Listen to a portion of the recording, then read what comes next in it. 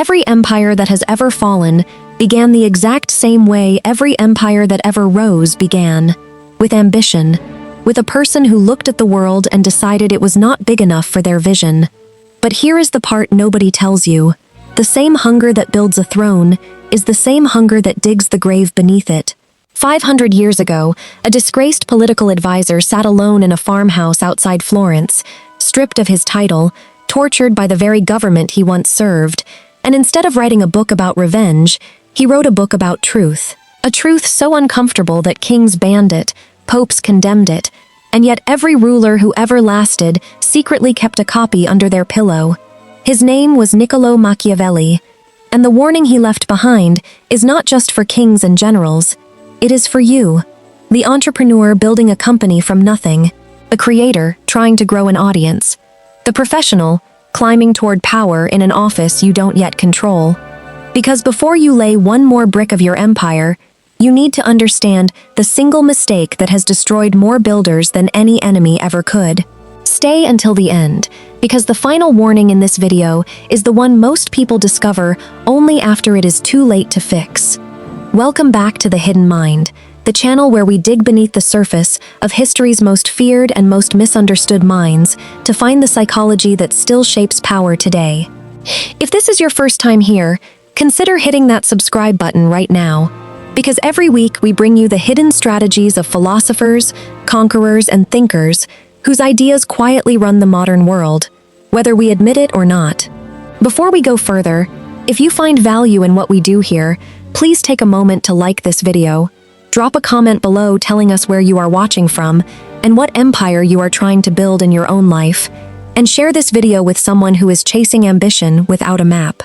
And if you truly want to support this channel and help us keep producing deeply researched content like this, you can use the super thanks button below this video. Every bit of support tells us that this kind of work matters, and it helps us go deeper into the minds that history tried to bury. Now, let's step into the mind of a man who was ignored in his own lifetime and became one of the most quoted political minds 5 centuries after his death. Section 1. The man who watched empires fall. To understand the warning, you first have to understand the man who gave it. Niccolò Machiavelli was not a king. He was not a general. He was not born into wealth or nobility. He was a civil servant, a diplomat, a man who spent 14 years traveling across Italy and Europe as a representative of the Florentine Republic, watching, listening, and taking notes on the behavior of the most powerful people alive. He met kings. He negotiated with popes. He studied the rise and fall of city-states the way a surgeon studies a body on the table, not with admiration, but with clinical precision. And what he saw, over and over again, was a pattern: rulers who seized power quickly and effortlessly. Rulers who built glittering courts, commanded armies, and were celebrated as the architects of a new golden age. And then, almost without exception, rulers who lost everything within a few short years, often violently, often humiliatingly, often at the hands of the very people who once cheered for them. Machiavelli was not interested in what these men said about themselves. He was interested in what actually happened to them. This is the detail people forget about Machiavelli. He was not a cynic who enjoyed watching the powerful fail. He was a realist who wanted to understand exactly why success in gaining power so rarely translated into success in keeping it. When the Medici family retook control of Florence in 1512, Machiavelli lost his position, was accused of conspiracy, imprisoned, and tortured. He was released only through amnesty, exiled from the political life he had devoted his career to, and forced to retreat to a small farm where he raised chickens and played cards with local villagers in the evening. But it was in that exile, stripped of power, humiliated, and forgotten, that he wrote The Prince. Not as a bitter man seeking revenge, but as a strategist trying to hand future generations the map he wished someone had handed him. And buried inside that book, wrapped in language about princes and city-states, is a warning that applies just as much to a startup founder in the 21st century as it did to a Renaissance duke. The warning is this: the skills that help you seize power are almost never the same skills that help you keep it. And if you do not consciously develop the second set of skills, your empire, no matter how brilliant its founding, is already collapsing in slow motion. Section 2. The illusion of the founding moment. Every empire has a founding myth, a moment of daring, brilliance, or sheer audacity that becomes the story people tell about how it all began. The garage where the company started, the single bold decision that changed everything, the leader who saw what no one else could see and moved before anyone else dared to move. These stories are intoxicating, and they are usually true, at least in part. But Machiavelli warned that the founding moment is the most dangerous moment to romanticize, because it creates an illusion. It suggests that the qualities which built the empire are the same qualities that will sustain it. They are not. Building requires audacity, risk tolerance, speed, and a willingness to break rules that others are too afraid to break. Sustaining requires patience, structure, restraint, and a willingness to slow down at the exact moment your instincts are screaming at you to keep moving fast. Machiavelli studied this contrast directly in the difference between what he called virtù and fortuna. Virtù was not virtue in the moral sense we use today. It meant skill, force of will, strategic brilliance, the raw capability of a leader to shape events through decisive action. Fortuna was fortune, luck, circumstance, the unpredictable tides of history that no leader fully controls. Machiavelli's argument was sharp and uncomfortable. Most founders of empires, he said, mistake fortuna for virtù.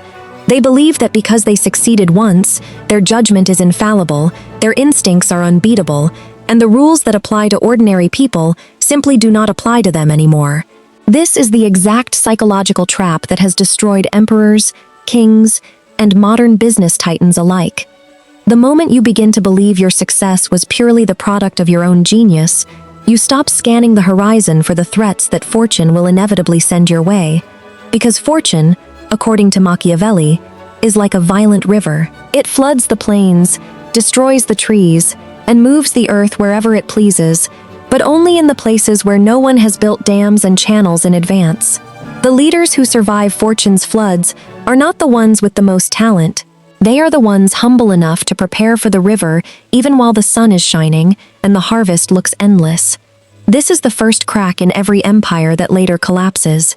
Not a lack of ambition, but an excess of confidence in the very moment that requires the most vigilance. Section 3. The warning about appearances. One of the most quoted and most misunderstood ideas from Machiavelli is his observation about appearance versus reality in the exercise of power. People commonly reduce this to a single cynical soundbite, the idea that it is better to be feared than loved. But that phrase, ripped from its context, misses the actual sophistication of what Machiavelli was warning against. His real argument was about the gap between how a leader is perceived and how a leader actually behaves, and how dangerous it is when that gap grows too wide in either direction. Machiavelli observed that the crowd, whether it is the public in a Renaissance city square or an audience on a screen 5 centuries later, judges by appearances and by outcomes, because very few people ever get close enough to a leader to judge their true character.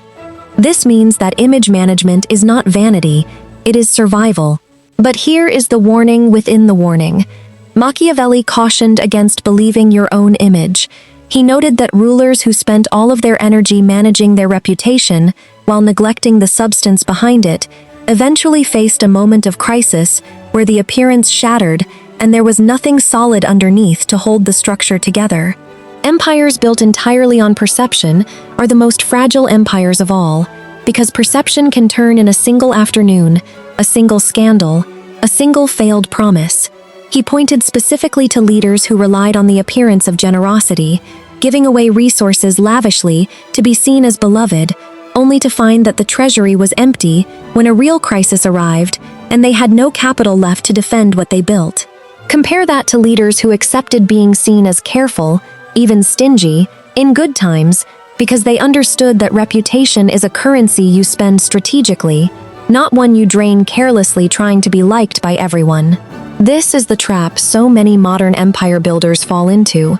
They chase likability over durability, They optimize for how they are perceived this quarter, instead of whether the foundation will hold for the next decade. Machiavelli's warning is not that appearances do not matter. His warning is that appearances are a tool, not a foundation, and any builder who confuses the two is constructing a palace on a frozen lake, beautiful until the season changes. Section 4. Fear, love, and the third option, everyone forgets. Let's go directly into the most famous and most distorted line from The Prince. Machiavelli wrote that it is much safer to be feared than loved, if one of the two must be lacking, because love is a bond of obligation which men, being selfish, break whenever it serves their advantage, while fear is a bond of dread of punishment which never fails. This sentence alone has been used to justify tyranny for 5 centuries. But look closer at the full passage, because Machiavelli immediately adds a crucial condition that almost everyone conveniently ignores. He says a leader should strive to be feared in such a way that, if he does not gain love, he at least avoids hatred, because fear and the absence of hatred can coexist very well. This is the actual warning, and it is far more precise than the popular misreading suggests. Machiavelli was not endorsing cruelty. He was warning against something much more specific, the mistake of confusing being feared with being hated. These feel similar on the surface, but they are entirely different forces. Fear, used correctly, is respect for consequence. It means people know that broken agreements, betrayal, or incompetence will have real costs, and so they behave with discipline and accountability. Hatred is what happens when a leader crosses the line from consequence into cruelty, when punishment feels arbitrary, personal, or excessive. When people no longer fear the system, they despise the person running it. And hatred, Machiavelli warned, is the single most dangerous emotion a leader can inspire, because hatred organizes people against you, even when it costs them something to resist. He specifically warned rulers against seizing the property of their people, because he observed that men will forget the death of a father sooner than the loss of their inheritance. In modern language, people can tolerate a demanding leader. People can tolerate high expectations and real consequences. What they cannot tolerate, and what they will eventually unite to destroy, is a leader who takes what is theirs unjustly, whether that is credit for their work, security they were promised, or dignity they were owed. Empires do not usually fall because the leader was too disciplined. They fall because discipline curdled into cruelty, and respect curdled into resentment, and one day the people who built the empire with their labor decided they had nothing left to lose by tearing it down. Section 5. The story of Cesare Borgia. Machiavelli did not build his theories in a vacuum.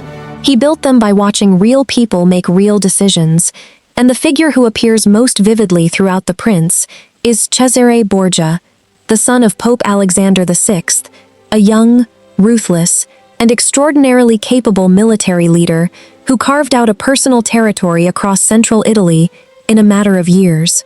Machiavelli personally observed Borgia during diplomatic missions and was, by his own account, deeply impressed by his methods.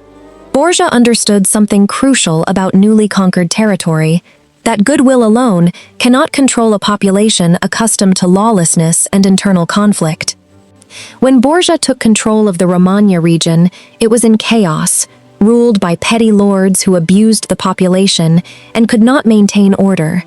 Borgia installed a deputy named Ramiro de Orco, a man known for brutal efficiency, and gave him full authority to restore order through harsh punishment. It worked. Crime dropped, order returned, but the population began to associate that order with cruelty, and their resentment began to build, not against the deputy, but against Borgia himself for allowing such methods. And here is where Machiavelli's true lesson emerges, because Borgia understood something most rulers never grasp, that he needed to distance himself from the cruelty required to build order, once that order was achieved. Borgia had Ramiro de Orco arrested and publicly executed in the town square, his body left on display with the knife that killed him laid beside it. The population, horrified and satisfied at once, believed that any excessive cruelty had come from the deputy alone, and that their prince had delivered justice on their behalf. Machiavelli studied this moment intensely, because it revealed a mechanism most leaders never consciously use. Sometimes the hardest decisions in building an empire must be made through intermediaries, and sometimes a leader must be willing to publicly correct course, even sacrifice a loyal instrument in order to preserve the goodwill of the people they ultimately depend on. This is not a call to betrayal for its own sake. It is a warning about ownership. Every builder eventually has to make decisions that cause pain somewhere in the system: layoffs, hard cuts, difficult confrontations. Machiavelli's lesson from Borgia is that a leader who never takes responsibility for correcting the excesses done in their name, who always hides behind someone else and never publicly restores balance, eventually loses the trust that holds the entire structure together. Cesare Borgia's empire ultimately collapsed too, not because of this decision, but because of something else entirely, something we will return to later in this video, because it may be the single most important warning in Machiavelli's entire philosophy. Section 6. The danger of flatterers. As empires grow, the builder increasingly relies on the people around them: advisors, deputies, partners, employees, allies. And Machiavelli devoted an entire chapter of The Prince to what he considered one of the most underestimated threats to any leader's judgment: the danger of flattery. He wrote that courts are full of flatterers, men who tell rulers what they want to hear rather than what they need to hear, and that this habit is one of the principal reasons that powerful men fail, because the very success that brought them power also insulates them from honest feedback. Think about the mechanics of this trap. The more powerful you become, the more people around you have something to lose by telling you the truth. Early in the journey of building anything, people speak freely because there is little at stake and little to fear. But as the empire grows, so does the incentive to protect your position by agreeing with the person at the top, softening bad news, praising decisions that deserve scrutiny, and staying silent about warning signs that should be raised loudly. Machiavelli's solution to this problem was radical for its time, and remains difficult for most leaders to implement even today. He argued that a wise ruler should deliberately choose a small circle of advisors who are given explicit permission to speak the truth without fear of punishment, and that the ruler must actively seek out disagreement rather than simply tolerating it when it appears. But he also warned against the opposite extreme: a court so open to criticism that the ruler loses all authority and is second-guessed on every decision by everyone around them. The balance, he said, is one of the hardest skills any leader must develop, building a small, trusted circle who are rewarded specifically for honesty, while making it clear that this privilege does not extend to everyone. This is the exact mechanism that determines whether an empire remains connected to reality or drifts into a fantasy constructed by people afraid to disappoint the person in charge. History is full of leaders who lost their empires not because the warning signs were absent, but because the warning signs never reached them, filtered out by layers of people whose careers depended on the leader remaining happy rather than remaining informed. If you are building something right now, ask yourself honestly, who in your circle is actually rewarded for telling you that your plan has a flaw? If the honest answer is no one, Machiavelli would tell you that your empire is more fragile than you believe, no matter how strong it looks from the outside. Section 7. Swift cruelty versus slow cruelty. One of Machiavelli's most counterintuitive warnings concerns the timing and structure of harsh decisions, a concept he explored through what he called well-used and badly used cruelty. This is not a license for brutality, but rather a psychological and strategic observation about how difficult decisions affect the loyalty and stability of the people underneath a leader.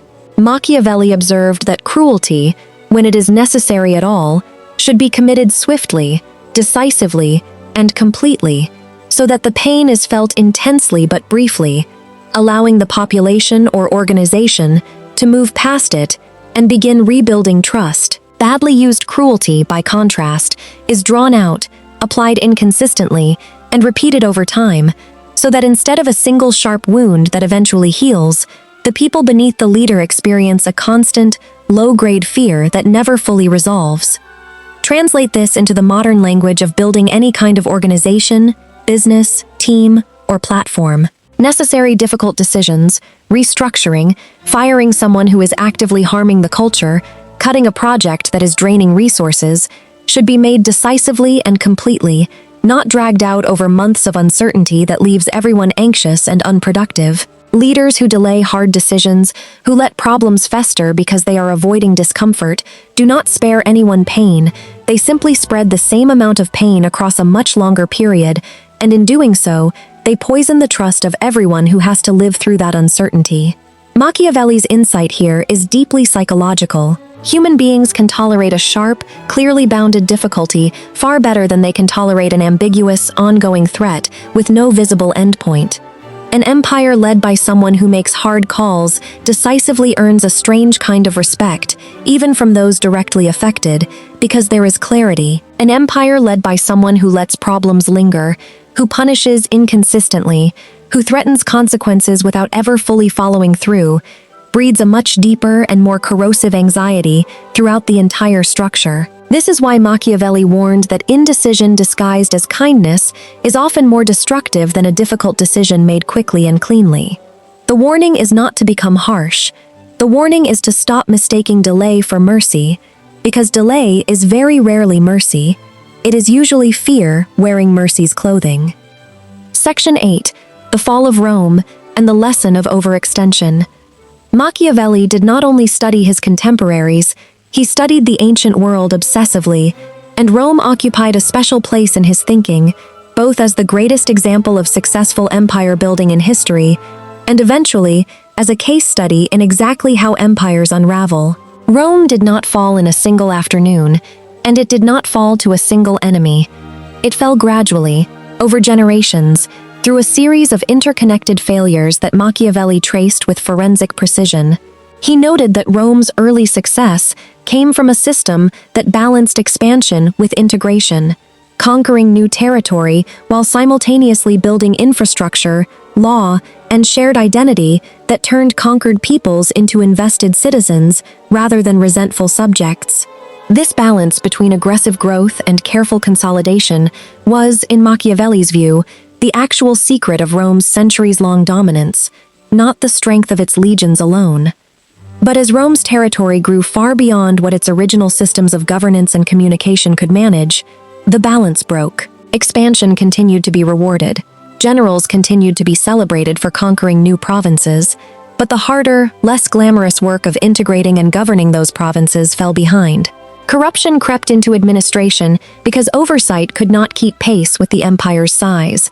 Loyalty shifted from the state itself to individual generals who commanded personal armies and personal wealth, because the central structure no longer commanded the same authority it once did. This is one of Machiavelli's sharpest warnings for anyone building something today.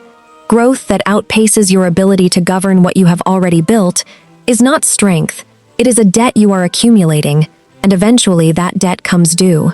Every founder who chases scale for its own sake, adding customers, adding employees, adding markets, without simultaneously building the systems, culture, and leadership capacity to manage that growth, is repeating the exact pattern that hollowed out Rome from the inside while it still looked invincible from the outside. Machiavelli's specific warning is this: an empire's death rarely announces itself as a single dramatic battle. It usually arrives as a slow erosion of internal coherence, hidden behind the impressive size of the territory on the map, until one day, the structure that everyone assumed was permanent turns out to have been hollow for years. Section 9. The most dangerous emotion of all. We touched on hatred earlier, but Machiavelli's warning on this subject deserves its own deeper examination, because it may be the single most practical piece of guidance in the entire philosophy. Machiavelli argued that a leader can survive almost any mistake except one, becoming an object of collective hatred among the people whose cooperation the empire depends on. He observed that conspiracies, uprisings, and sudden collapses almost never originate from strangers or distant enemies. They originate from within, from people who were once loyal, once invested, once willing to work for the leader's vision, and who slowly transformed into people who wanted the leader gone. Machiavelli studied conspiracies with unusual detail for a political philosopher, and he concluded that successful conspiracies require exactly one ingredient above all others: a critical mass of people close to power who have concluded that they have more to gain from the leader's downfall than from their continued success. This is a warning about internal culture that most empire builders completely ignore while they are focused on external competition. You can out-innovate every rival in your industry, out-market every competitor, out-hustle everyone chasing the same opportunity, and still lose everything because the people inside your own structure quietly turned against you. Machiavelli specifically warned rulers to pay close attention to their own inner circle, their closest deputies, their most senior people, because these are the individuals with both the access and the motive to do the most damage if their loyalty curdles into resentment. He noted that rulers are often blindsided by betrayal specifically because they assume proximity equals loyalty, when in reality, proximity often breeds the clearest view of a leader's flaws, unfairness, or broken promises. The practical warning for anyone building an empire today is uncomfortable but essential. Regularly and honestly examine how the people closest to you actually feel about how they are treated, not how you assume they feel based on their smiles in meetings. Resentment is silent until it isn't, and by the time it becomes visible in a mass resignation, a public scandal, a sudden and coordinated departure of key people, it has usually been building for a very long time, invisible to a leader who mistook obedience for genuine loyalty. Section 10. The hardest part is not building, it is sustaining. If there is one thread that runs through every chapter of Machiavelli's warning, it is this. Seizing power, building something from nothing, is genuinely difficult, but it is not the hardest part of the journey. The hardest part, the part almost no one prepares for, is sustaining what you have built once the initial burst of energy, luck, and momentum begins to fade. Machiavelli made a sharp distinction between principalities acquired through one's own skill and resources, which he considered the most difficult to acquire, but the easiest to hold, and principalities acquired suddenly through luck or the strength of others, which he considered the easiest to acquire, but the hardest to hold. This distinction matters enormously for how we think about modern success. A viral moment, a lucky break, a sudden windfall, these things can build an empire overnight. But Machiavelli warned that empires built this way are structurally the weakest, because the very speed of their rise means the builder never developed the deep roots, the loyal relationships, the internal systems, and the hard-won wisdom that only come from struggling through difficulty over time.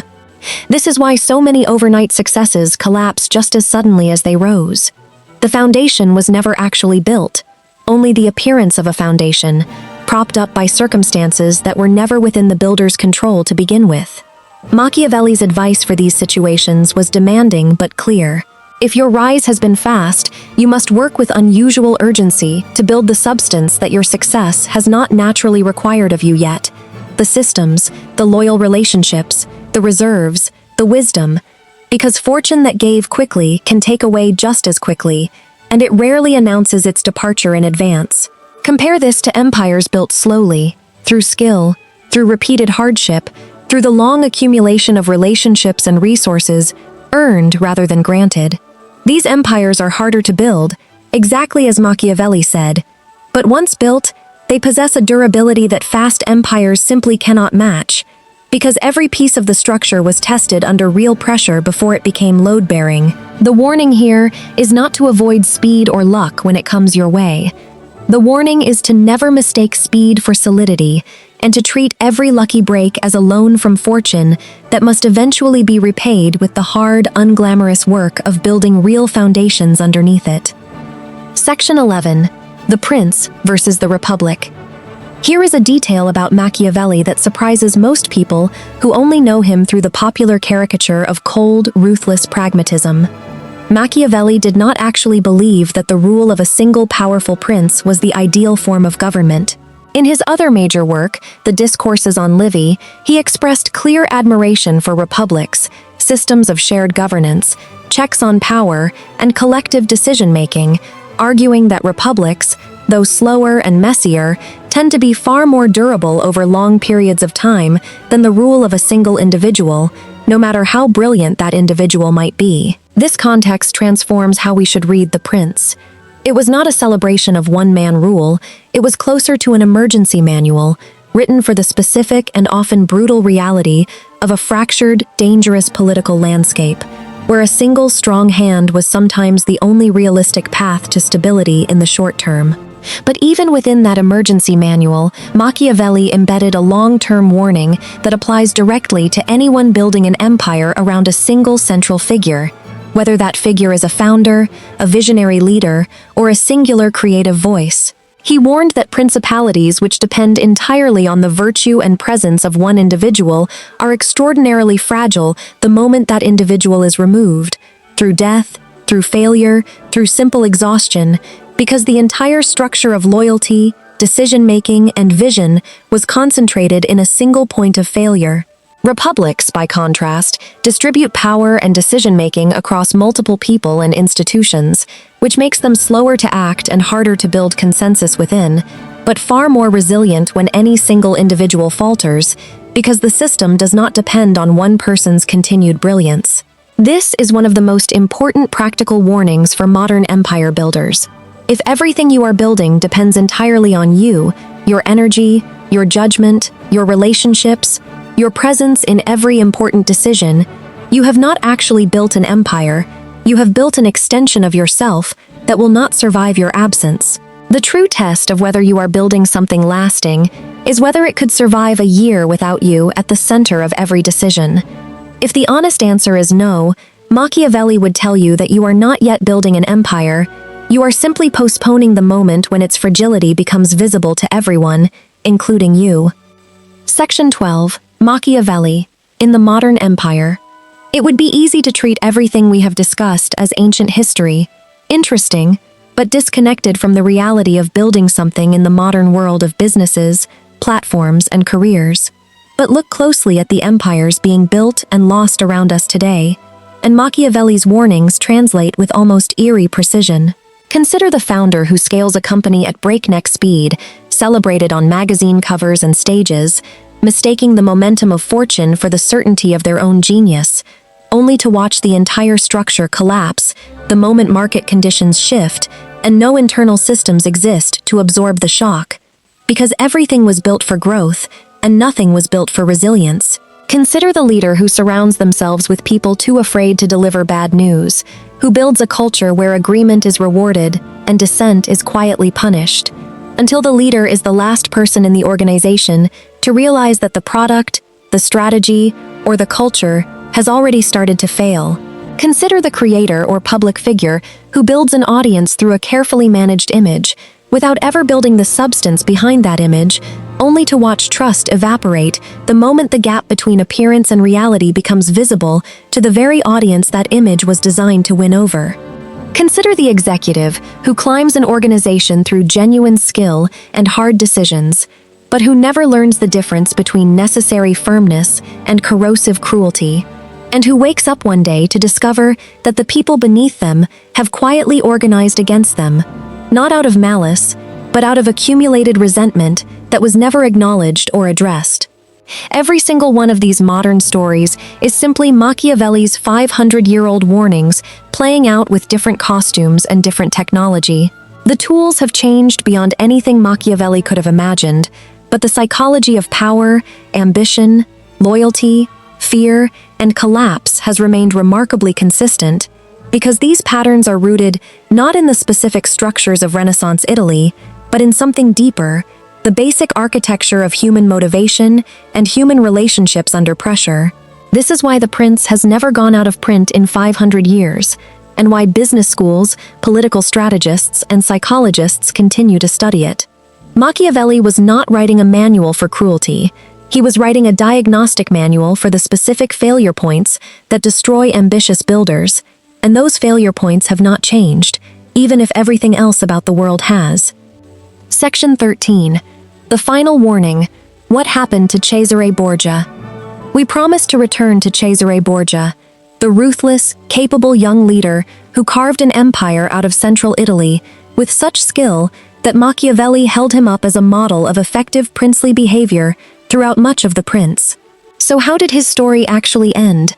Borgia's power depended almost entirely on one crucial and ultimately fatal foundation: the political and military support of his father, Pope Alexander VI.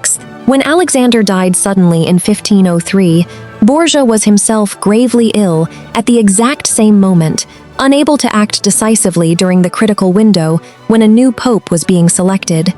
A moment Borgia himself had anticipated and planned for, but had not prepared for the specific scenario of being simultaneously incapacitated when it finally arrived. The new pope elected was hostile to the Borgia family, and within a remarkably short time, the territories Borgia had conquered through skill, ruthlessness, and strategic brilliance began slipping away, city by city, ally by ally, until the empire he had built with such apparent mastery evaporated almost as quickly as it had been assembled.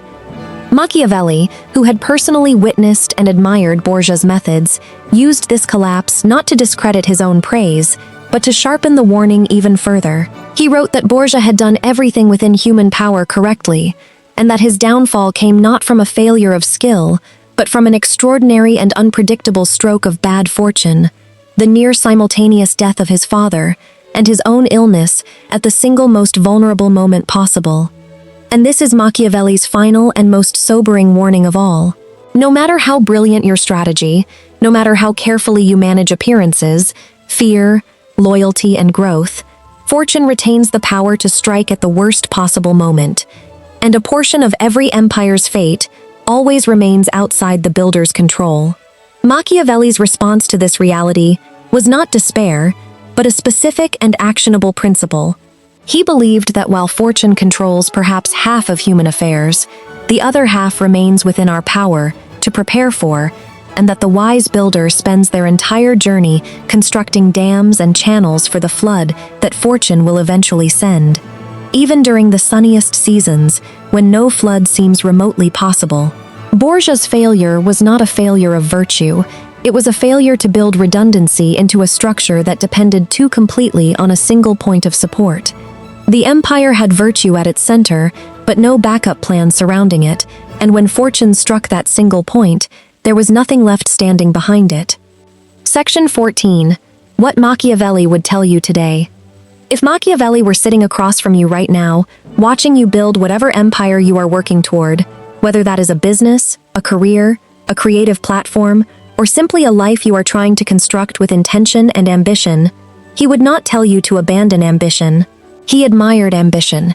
He believed that the desire to acquire, to grow, to build something significant was one of the most natural and even admirable qualities in human beings, and that the real danger was never ambition itself, but ambition unaccompanied by clear-eyed realism about how power actually behaves once it is acquired. He would tell you that your early success, however it arrived, was likely a combination of genuine skill and a measure of fortune that you did not fully control, and that wisdom begins with honestly distinguishing between the two, rather than assuming everything that happened was entirely earned through your own brilliance. He would tell you to build a small circle of people who are rewarded specifically for telling you uncomfortable truths, and to treat their honesty as one of your most valuable and increasingly rare assets as your position grows.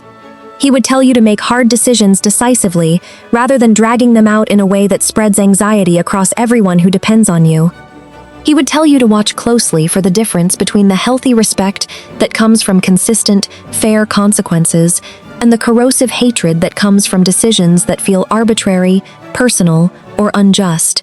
Because hatred, quietly accumulated, is the single force most likely to organize your own people against you from within.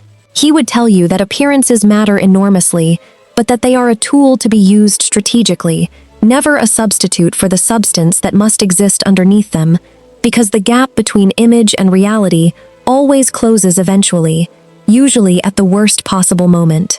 He would tell you that growth without the internal capacity to govern that growth is not strength, it is a debt that compounds silently until it comes due all at once.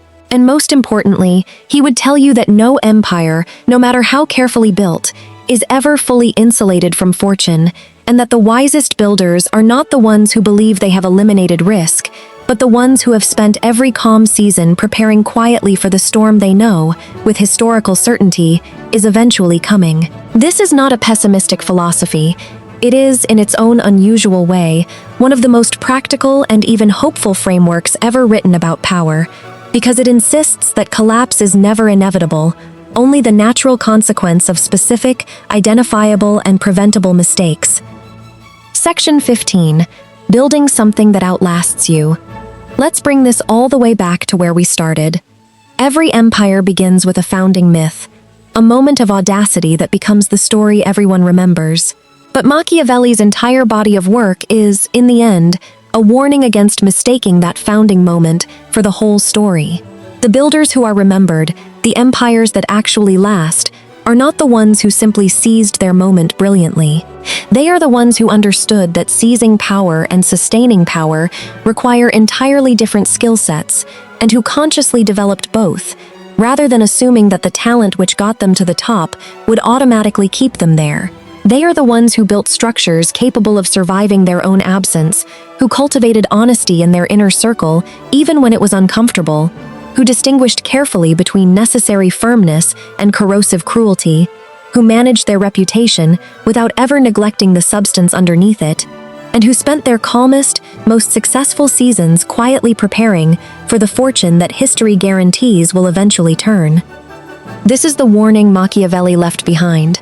Not in a palace, not from a position of power, but from a small farmhouse outside Florence, stripped of everything he had built, writing not for revenge, but so that the builders who came after him might recognize the warning signs he had learned to see, only after losing everything.